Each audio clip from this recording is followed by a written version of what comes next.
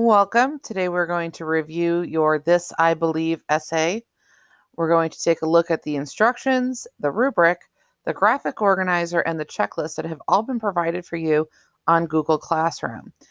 I will be putting a title slide between each one of the things that we review.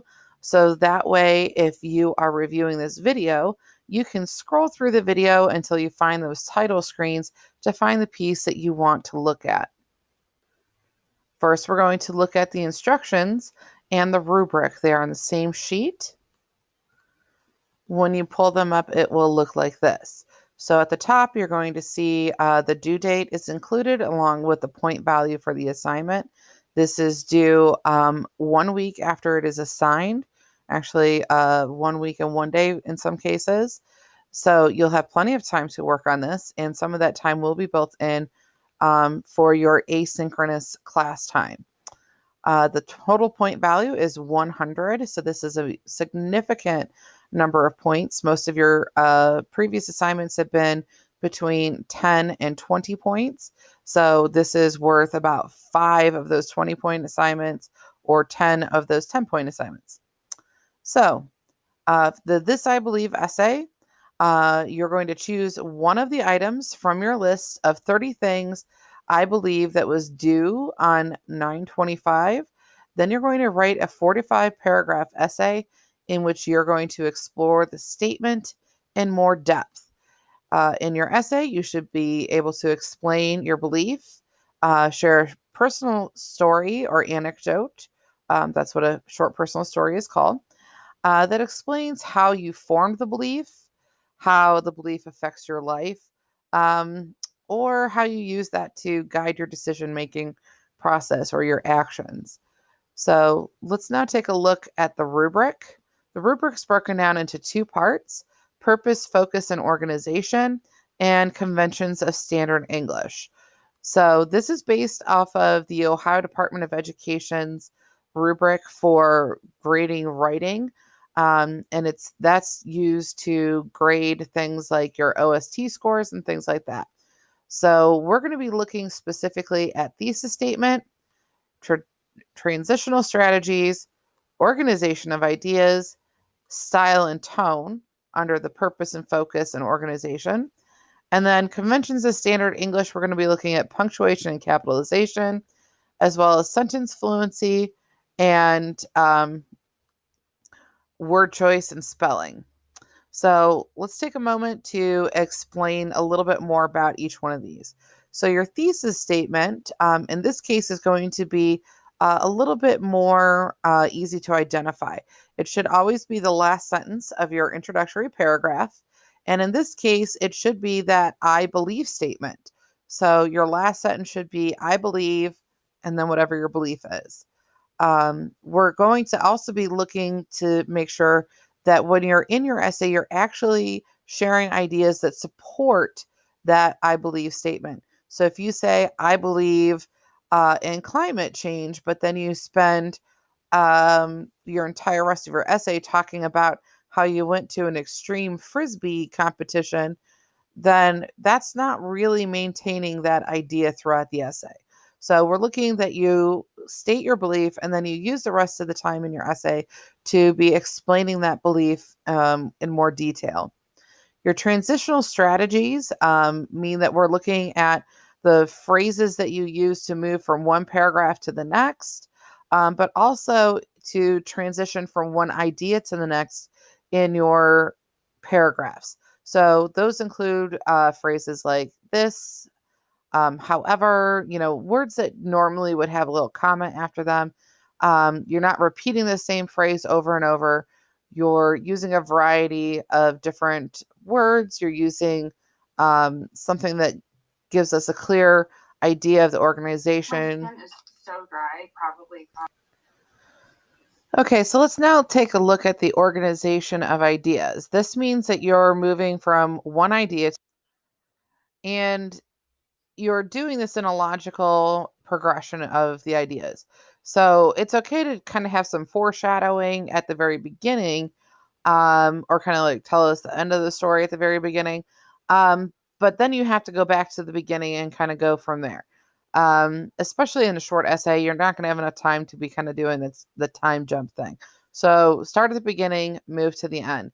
Don't be like, oh, this is how I guide my life, but this is where it came from, and this is what Don't jump around. Try and go from one step at a time.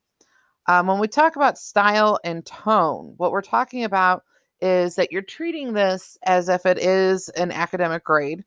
Um, so style means that you're following the MLA style format that you're supposed to, but also that your voice is coming through as opposed to like being overly formal.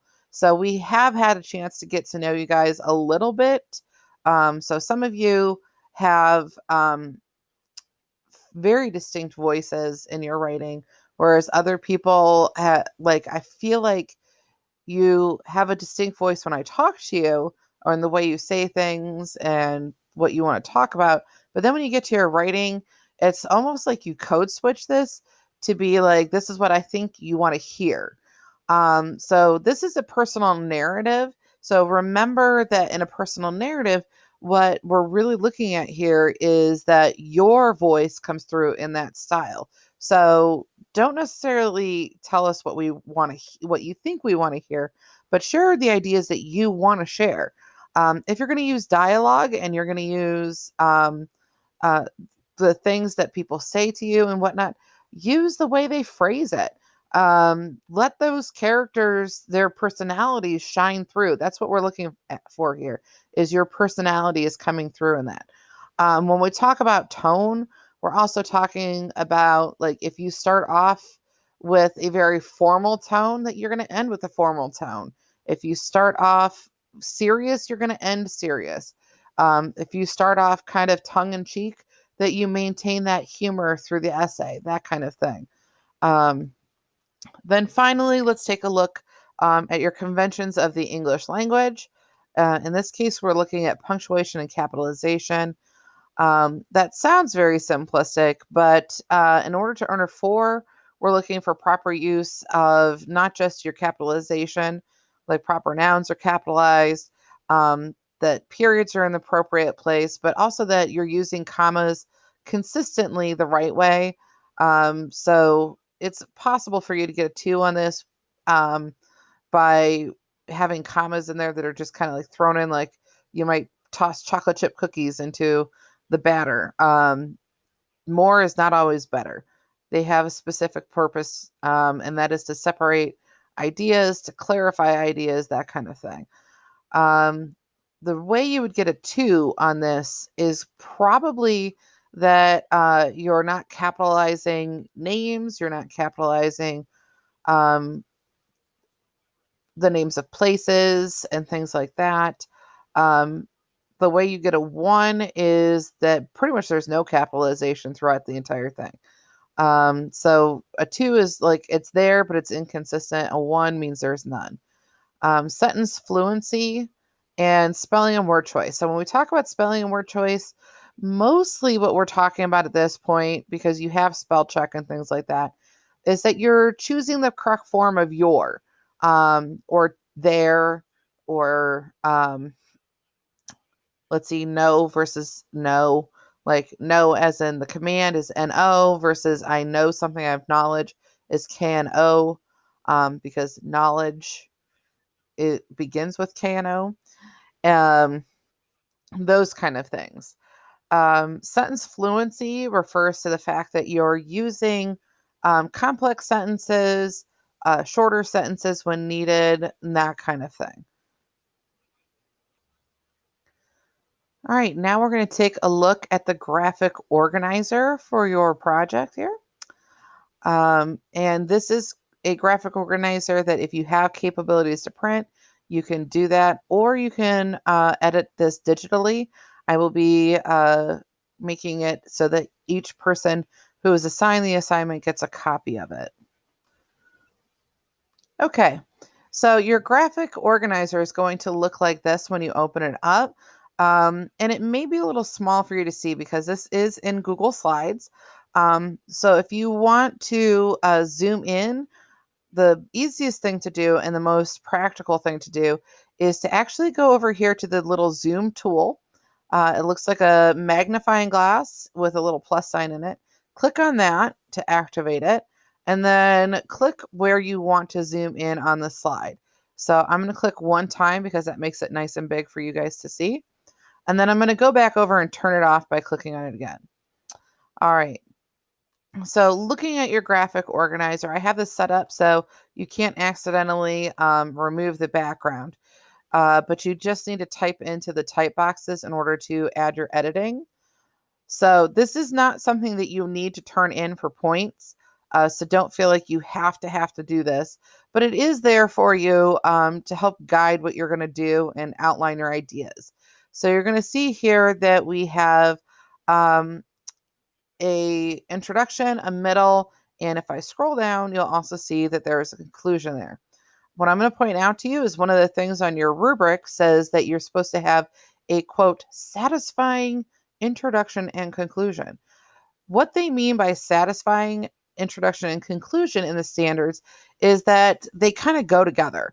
Um, I should be able to read your intro and your conclusion and nothing in the middle and have an understanding of what your essay was about. All right. So, with that said, what I'm going to say is you need to have three elements in an intro. You should have a hook, which is basically a 1 or 2 sentence introduction or something that grabs the attention of the reader, something that makes me want to actually continue reading this as opposed to kind of roll my eyes and go, okay, here we go again. And I would say a good hook would be something like a quote that relates to something to do with your topic. Um, Usually you could use an anecdote, but because this is a personal narrative, I would say that might not be a great idea.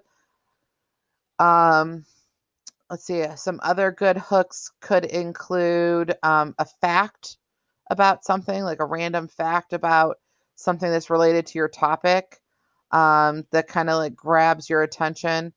Um, so, for example, if I was writing about, I believe that ketchup is not a condiment that belongs on hot dogs, which, by the way, people from Chicago, if you said, I want ketchup on my hot dog, are going to be like, that's absolutely revolting. How could you?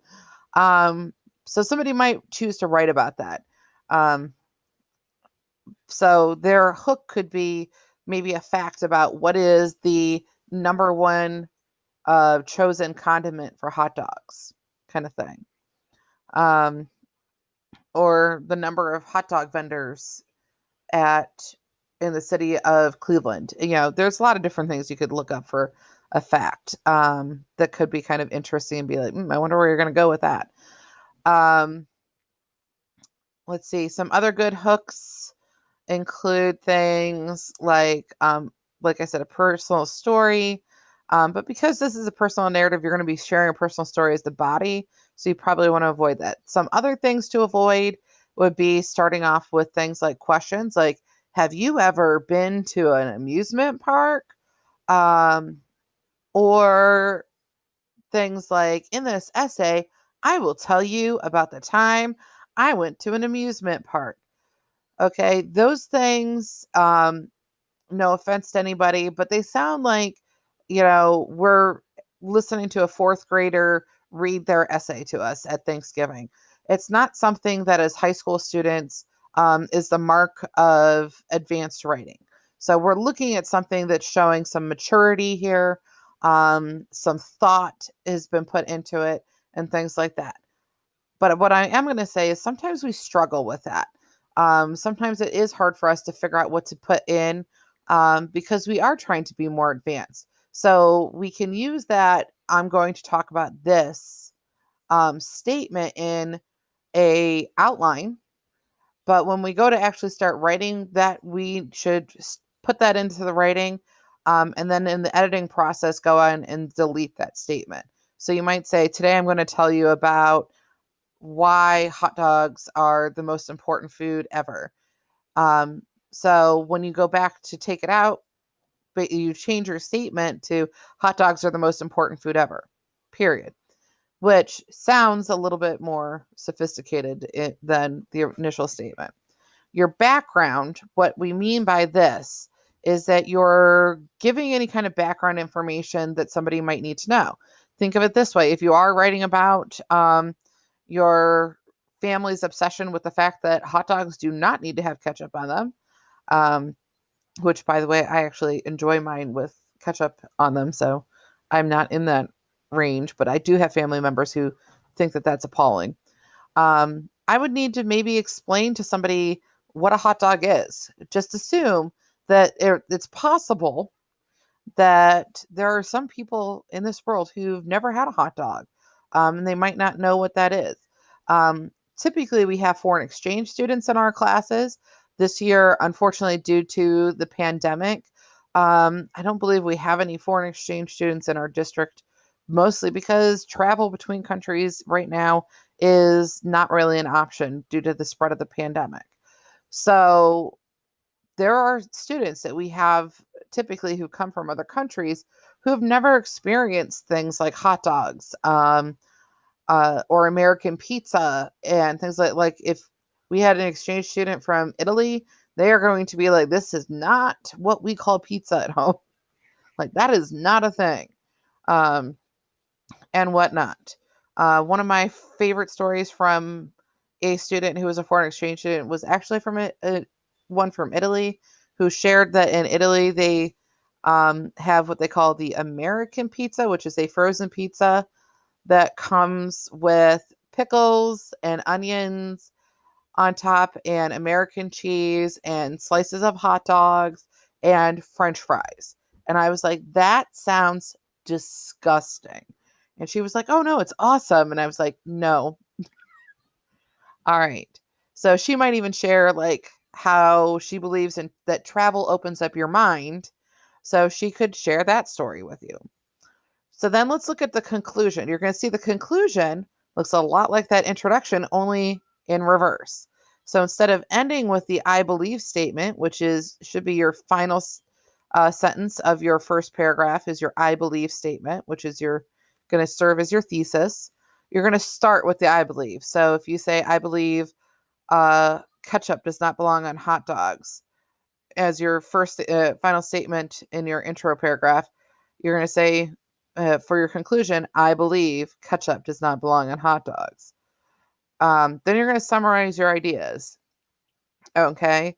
And then you're going to have some sort of statement that ties back into your hook. So, are you going to share something more about the fact that you put in? Are you going to kind of connect your ideas to the quote that you used in the hook? Are you going to maybe expand on the quote that you used in your hook? So maybe you only use part of the quote in the hook, that kind of thing. So then in your middle, you're just going to kind of use this space because you can see it's not big enough to write all of your essay here. And that's not the purpose of a graphic organizer. You're going to come in here and kind of make a list of the things you want to make sure that you share in your essay. How did you form your belief? How do you apply the belief to your decision making process or the way you live your life? Things like that. Um, Last year, one of my students who is Muslim shared with us that she believes in modesty. So she explained how she uses her hijab to express herself, but uses that also as a way of being modest. And so she had, of course, in the background, had to explain that she is Muslim and what the belief system is for her religion, and basically give us that little blank bit of knowledge that we would need to begin to understand what she was going to explain in her story. So we had to understand that in the Muslim faith, that modesty is an important quality, that one that they believe should be promoted. So that was basically what she shared in her background, so that she could then explain how she chooses to apply that to her life, her choice in clothing, the way she reacts to certain situations, and so on.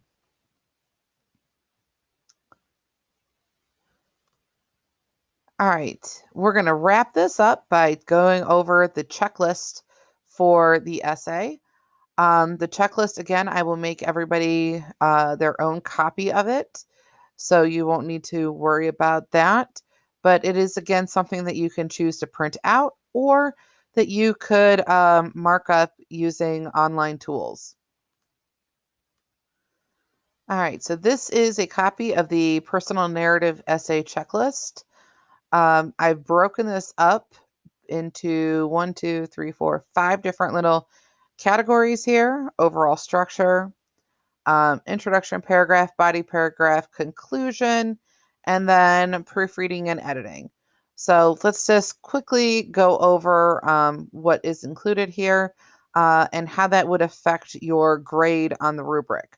So when we're looking at overall structure, I'm going to tell you right now that if things in here are off, typically those deductions come in the form of being marked down in your style and tone. In that kind of category. Okay.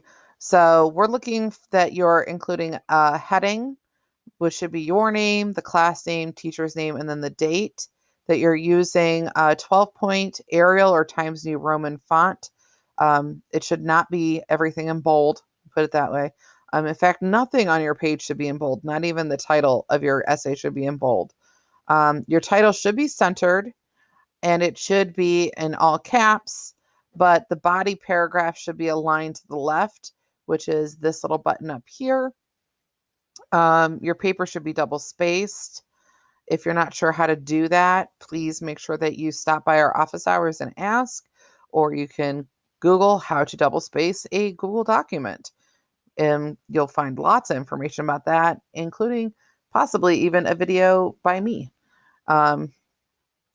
Let's see. All your paragraphs should also be indented one time. And that is that you've used the tab button. So if you do that with your first paragraph, typically Google Documents recognizes that that's something that you want to do. And when you hit enter between a paragraph, it will automatically do that for you.